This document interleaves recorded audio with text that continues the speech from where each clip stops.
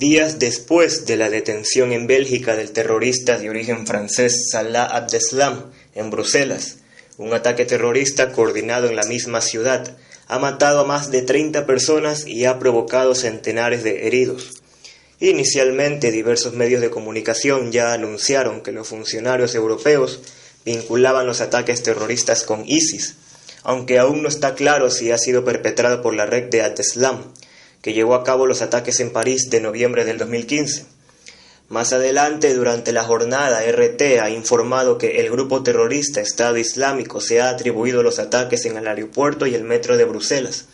en los que varias personas han muerto y decenas han resultado heridas, recogen los medios egipcios. Según informa la agencia TASS en su comunicado, los terroristas no dan a conocer los detalles de los ataques perpetrados en la capital belga y amenazan con nuevos atentados en Europa. Pero más allá de la indignación y el dolor por la muerte de personas inocentes y el impacto que provocan las terribles imágenes de los atentados,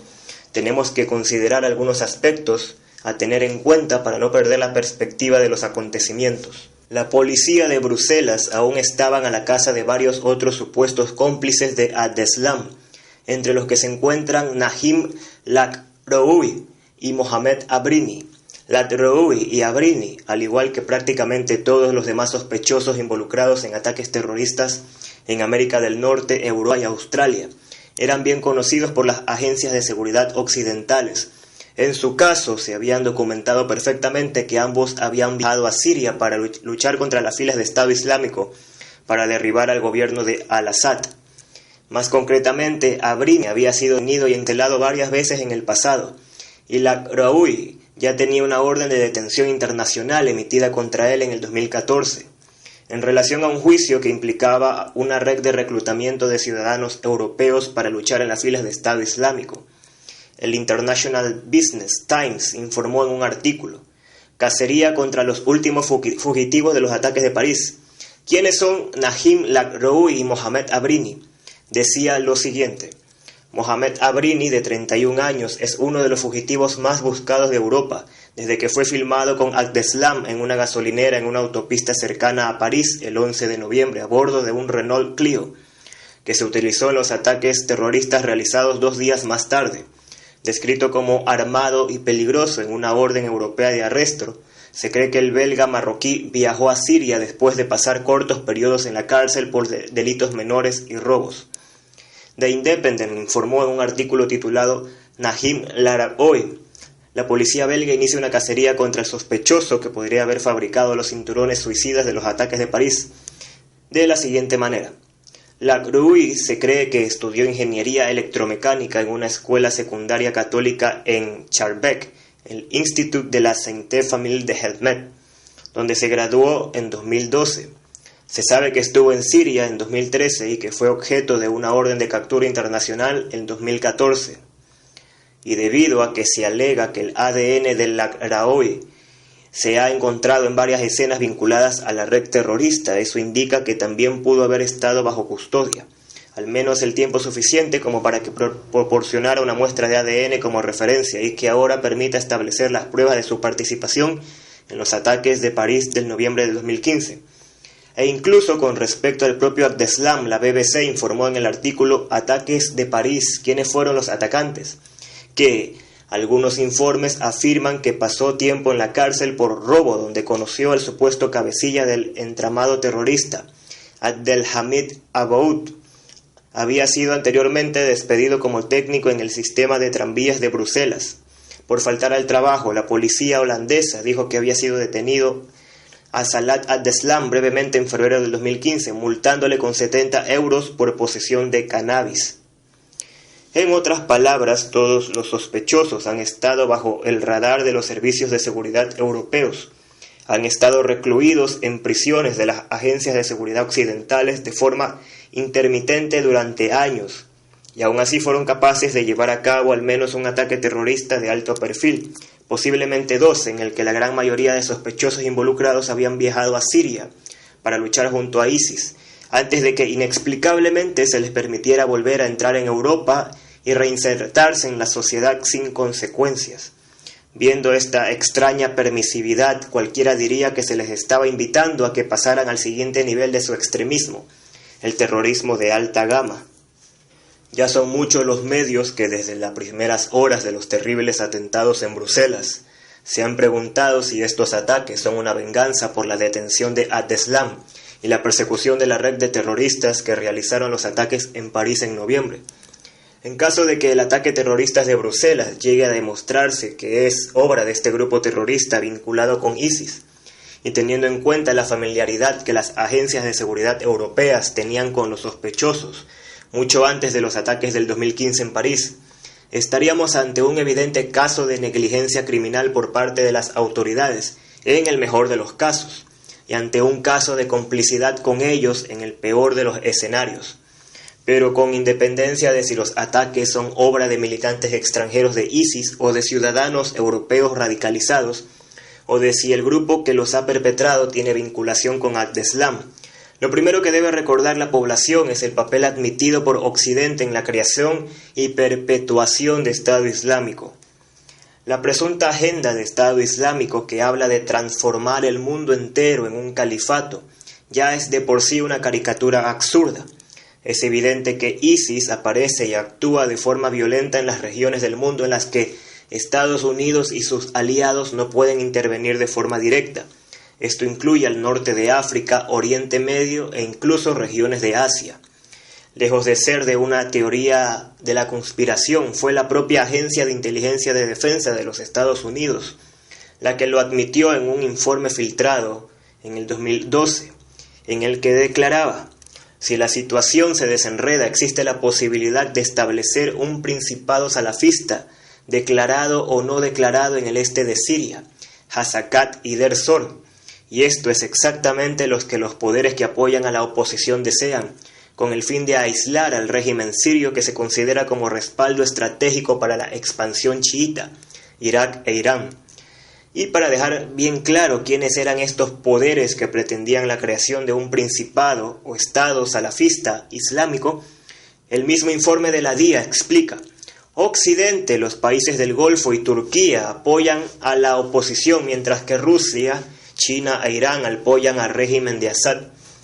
Si a esta admisión añadimos que una exposición de principios del 2007 realizada por el veterano y prestigioso periodista Seymour Hersh en su artículo de New Yorker titulado La Redirección,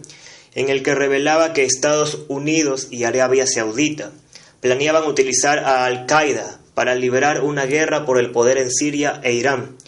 se hace evidente que tanto Al-Qaeda como ISIS están siendo utilizados por Occidente para hacer la guerra contra Damasco, Bagdad, Teherán e incluso Moscú.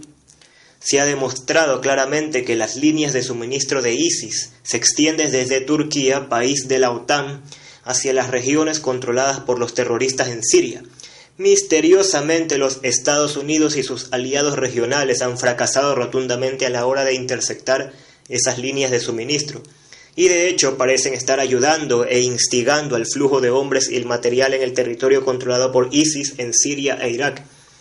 Estas líneas de suministro ininterrumpidas son las que han permitido que Estado Islámico y Al-Qaeda sometieran a una enorme presión continuada en los últimos 5 años. Pero Estado Islámico también ha servido hechosa y convenientemente a los intereses occidentales en otras partes del planeta. Cuando Indonesia empezó a inclinarse claramente hacia un acercamiento a China, Estado Islámico apareció de repente y llevó a cabo su primer ataque mortal contra la nación del sudeste asiático. Y algo similar sucedió cuando Tailandia también empezó a acercarse a China. Eso provocó las amenazas de los Estados Unidos, que afirmaban que un ataque de ISIS era inminente. En Europa, donde las llamas de un choque de civilizaciones están siendo avivadas con furia y de forma claramente intencionada, ISIS sirve como una excusa constante para potenciar a los extremistas de ambos lados, mientras ahoga las voces de la unidad, la moderación y la paz. Además, terribles atentados como los de Bruselas o París permiten implementar un creciente estado policial y alimentan el crecimiento de la xenofobia dentro de las propias fronteras, mientras justifican nuevas guerras en el exterior. A pesar de que algunos periódicos occidentales ya están tratando de enmarcar el ataque en Bélgica como incompetencia de los organismos europeos de seguridad, Lo cierto es que esa presunta incompetencia no llega a justificar el hecho de que la mayoría de los terroristas sean ciudadanos europeos radicalizados, perfectamente conocidos, que han pasado por la cárcel, han sido fichados y de los cuales se conocen los vínculos e incluso su ADN, y que viajan a Siria y vuelven para cometer atentados en nombre de una organización terrorista que defiende en el exterior de los intereses especiales occidentales de forma encubierta. Tras los ataques de Bruselas, un think tank globalista ya pide invadir Siria. Un ex asesor de Hillary Clinton sobre Siria, Frederick Hoff, ahora residente en el centro Rafik Hariri para Oriente Medio del Consejo Atlántico, ha hecho un llamamiento explícito a invadir Siria a raíz de los ataques mortales en Bruselas. Durante la mayor parte del año, una recomendación clara ha estado sobre la mesa: montar una coalición de fuerzas occidentales y potencias regionales encabezada por Estados Unidos para penetrar en el este de Siria y eliminar las fuerzas de Estado Islámico. Esto podría acabar con la crisis migratoria que azota a Europa y acelerar la eliminación de ISIS en Irak. Así pues, ya tenemos las primeras voces que aprovechan los atentados para reforzar su propia agenda militarista. Recordemos que el Consejo Atlántico fue creado en 1961 por los ex secretarios de Estado Dean Acheson y Christian Herder para reforzar el apoyo de las políticas de la OTAN. También deberíamos preguntarnos qué relación puede tener esta agenda que pide la intervención militar sobre el terreno en Siria, con el hecho de que por sorpresa Rusia anunciara la retirada paulatina de gran parte de sus tropas en la zona. Han pasado pocos días entre una cosa y otra. Otra coincidencia temporal sospechosa de estos atentados la tenemos en la implementación del vergonzoso acuerdo migratorio que la Unión Europea realizó con el gobierno tiránico de Turquía, una de las fuentes de alimentación principales del Estado Islámico precisamente. La vergonzosa concesión de las corruptas autoridades europeas al gobierno antidemocrático de Recep Tayyip Erdogan levantaron una oleada de protestas en toda Europa. ¿Y qué sucedió inmediatamente después de estas protestas contra las autoridades europeas? La detención de Salah Abdeslam en el mismo barrio de Bruselas que anteriormente la policía ya había registrado a fondo, y 3 días después, los brutales atentados en el aeropuerto y el metro de Bruselas. ¿Quién hablará ahora de la vergonzosa rendición de las autoridades de la Unión Europea al régimen de Erdogan y de sus abusos contra los derechos humanos de los inmigrantes? Desgraciadamente, la gente se niega a establecer este tipo de sospechas y se deja llevar por la rabia más que justificada que provocan las imágenes del terror, pues cualquiera de nosotros podríamos ser las víctimas de estos atentados. Pero, precisamente por la brutalidad de estos actos y como búsqueda de la justicia, no debemos cerrar los ojos a las evidencias que vinculan al Estado Islámico con los intereses occidentales. El primer tributo que se le debe a las víctimas es la búsqueda de la verdad, aunque sea incómoda o dolorosa. Y hay muchos indicios que apuntan a que la verdad que se oculta tras este tipo de terrorismo es mucho más tenebrosa que la que nos venden en los medios de masas. En los próximos días y semanas es más probable que se hable profusamente de la incompetencia de los servicios de seguridad europeos, y en concreto los belgas, y este argumento será utilizado como pretexto para reclamar un aumento del control sobre la población y un reforzamiento dramático del Estado policial en Europa. Atentados como este y la presunta incompetencia de las autoridades policiales son la excusa perfecta para establecer una vigilancia exhaustiva de las redes y para acostumbrar a la población a que el ejército patrulle las calles. Vamos, que nos intentarán convencer a base de bombazos de que estos atentados suceden porque las autoridades son demasiado blandas y garantistas con los derechos civiles, lo que las hace inefectivas. De hecho, en Europa ya se empieza a acostumbrar a ver como algo habitual esta imagen, como hace unos años habría sido inimaginable. Se hablará de que las barreras que deben enfrentar los servicios de seguridad para acabar con estas redes terroristas son excesivas, y se exigirá la colaboración explícita de los gigantes de tecnología, es decir, los fabricantes de móviles y las redes sociales de Internet. Y a todo ello debo sumar la más probable aparición de grupos violentos xenófobos, que serán vinculados con teorías de la conspiración antigubernamentales y serán utilizados como pretexto para empezar a perseguir determinados discursos incómodos para el poder. Estos atentados en realidad tienen el objetivo de matar nuestra libertad como ciudadanos, o la poca que nos quedaba.